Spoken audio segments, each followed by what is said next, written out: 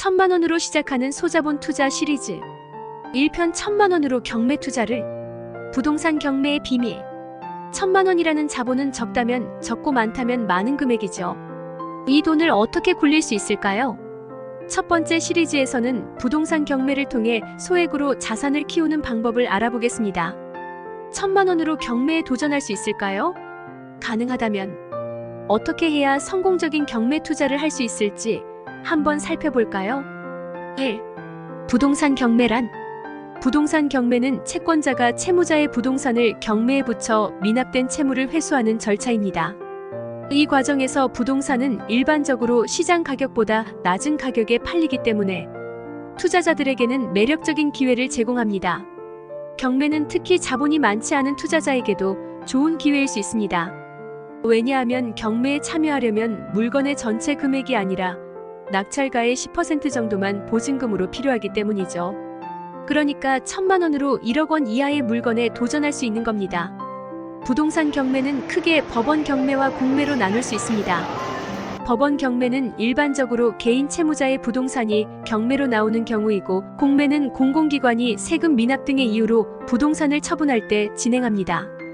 경매 과정은 생각보다 간단해요. 우선 경매 물건을 찾고 입찰할 금액을 정한 후 법원에 보증금과 함께 입찰서를 제출하는 식입니다. 최고가를 제시한 사람이 낙찰자가 되고 나머지 잔금을 일정 기간 내에 지불하면 부동산 소유권을 이전받습니다. 2. 천만 원으로 가능한 경매 물건들. 그렇다면 천만 원으로 실제로 도전할 수 있는 물건들은 어떤 게 있을까요? 생각보다 다양합니다. 지방 소형 아파트, 반지하 주택, 토지, 농지 등이 주요 대상이 될 수 있습니다. 특히 지방에서 인구가 감소하거나 수요가 적은 지역의 경우 소형 아파트가 천만 원 정도의 자본으로도 낙찰받을 수 있습니다. 예를 들어 경남 창원이나 전라북도, 익산과 같은 지방 소도시에서 소형 아파트는 5천만 원에서 1억 원 사이로 낙찰되는 경우가 많습니다. 여기에 천만 원을 보증금으로 걸고 경매에 도전할 수 있습니다. 또 수도권의 경우 반지하 주택은 주거 환경이 좋지 않아서 수요가 적은 편이기 때문에 경매 가격이 상대적으로 낮습니다. 이처럼 가격이 낮은 물건을 경매로 낙찰받아 월세 수익을 노리는 전략도 가능합니다. 또 하나의 옵션은 토지나 농지입니다. 도심보다는 외곽 지역의 토지나 농지는 상대적으로 저렴하게 경매로 나오는 경우가 많습니다. 특히 개발 가능성이 낮은 토지들은 낙찰가가 더 낮게 형성되는 경우가 많죠. 이런 토지를 장기적으로 보유하면서 개발 호재가 생기면 큰 수익을 기대할 수 있습니다. 3. 경매 투자의 장단점. 부동산 경매의 장점은 역시 저렴한 가격입니다. 일반 부동산 거래에 비해 경매는 부동산을 시장 가격보다 저렴하게 구매할 수 있는 기회를 제공합니다. 천만 원으로 시작하는 소액 투자자라면 특히 매력적이죠. 또한 경매로 취득한 부동산은 시간이 지남에 따라 자산 가치가 상승할 가능성이 큽니다. 예를 들어 재개발이 예정된 지역에서 경매 물건을 저렴하게 구매했다면 향후 개발이 완료될 때 큰 시세 차익을 기대할 수 있습니다. 이런 기회가 경매의 매력이죠. 또 다른 장점은 임대 수익입니다. 경매로 취득한 소형 아파트나 반지하 주택을 월세로 돌린다면 안정적인 현금 흐름을 기대할 수 있습니다. 지방의 대학가나 산업단지 근처 소형 아파트는 항상 임대 수요가 꾸준하기 때문에 이러한 지역에서 경매로 물건을 취득해 임대 수익을 얻는 것도 좋은 전략입니다. 하지만 단점도 있습니다.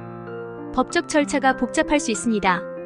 경매 물건은 소유권이 이미 복잡한 상태일 수 있으며 기존 세입자와의 법적 분쟁이 발생할 수 있습니다. 예를 들어 기존 세입자가 계약 기간이 남아있을 경우 임차인을 내보내기 위한 절차가 복잡할 수 있습니다.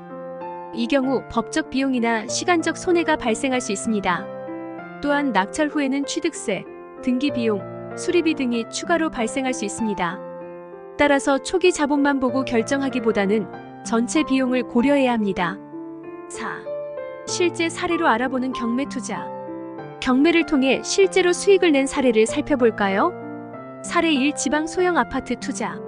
어시는 지방의 한 소도시에서 6천만 원짜리 소형 아파트를 경매로 낙찰받았습니다. 어시는 1천만 원을 보증금으로 걸었고 나머지 잔금은 대출을 받아 처리했습니다. 이 아파트는 대학교 근처에 위치해 있었고 어씨는 대학생들을 대상으로 월세 임대를 시작했습니다. 처음에는 500만 원 정도의 수리비가 들었지만 매달 월세로 50만 원을 받으면서 1년 만에 수리비를 모두 회수했습니다. 이후 월세 수익이 순수익으로 전환되어 3년 만에 투자금을 모두 회수하고도 아파트 가치는 오르는 중입니다. 사례 2 반지하 주택 투자. B씨는 수도권에 위치한 반지하 빌라를 8천만 원에 낙찰받았습니다.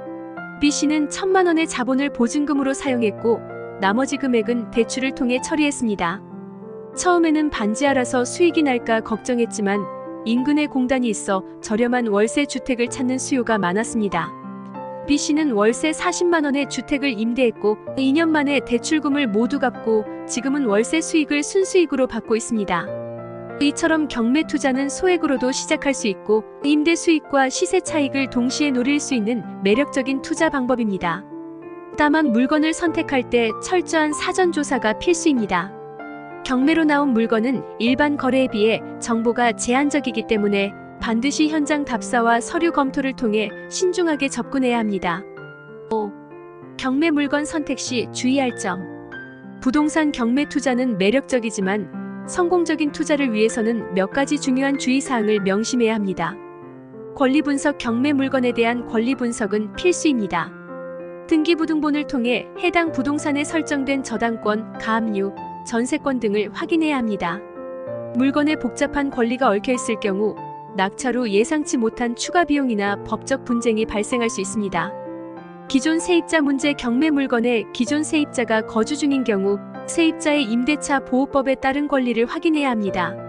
세입자가 보증금을 돌려받지 못한 경우 낙찰자가 이를 해결해야 할 수도 있으므로 세입자의 권리관계를 꼼꼼히 확인하는 것이 중요합니다.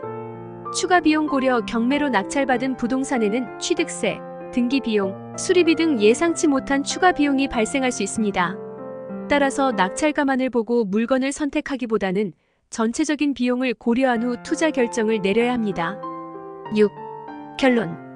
부동산 경매는 적은 자본으로도 시작할 수 있는 매력적인 투자 방법입니다. 1,000만 원으로도 경매에 참여해 소형 아파트, 반지하 주택, 토지 등에 도전할 수 있으며 임대 수익과 자산 증식을 기대할 수 있습니다. 하지만 철저한 사전 조사와 신중한 물건 선택이 필수적이며 추가 비용 발생에 대비해야 합니다. 장기적인 안목을 가지고 경매 투자에 도전한다면 1,000만 원이라는 소액으로도 성공적인 부동산 투자를 이끌어낼 수 있습니다. 이제 경매에 대한 기본을 이해했으니 다음 편에서는 중고차 경매로 돈을 버는 방법을 소개할게요.